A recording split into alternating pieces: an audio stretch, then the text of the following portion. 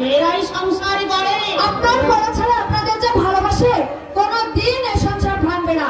উনি তো সেদিন স্পষ্ট করে বলেছেন, পরাগ যদি আমাকে কোনোদিন আলাদা করে দেয় সেদিন আমি আত্মহত্যা করব।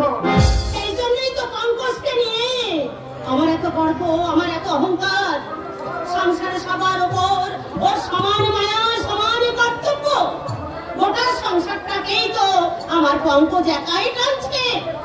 ভাইদের পড়ানো, সংসারের ভরণ পোষণ, বাপের চিকিৎসা। পরাগকে আর ভালো হবে না মা। ওই আর হচ্ছে।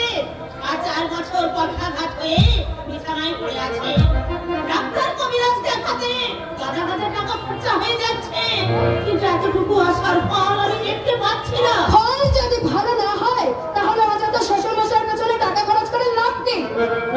ততক্ষণ শ্বাস, ততক্ষণ আস।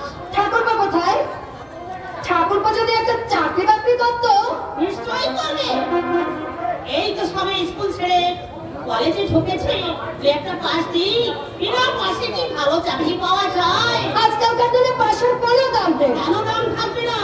শিক্ষার দাম নিশ্চয়ই আছে। তাছাড়া পঙ্কজেরও খুব আশা ওর ভাই লেখাপড়া শিখে 10 জনের 1 জন হোক।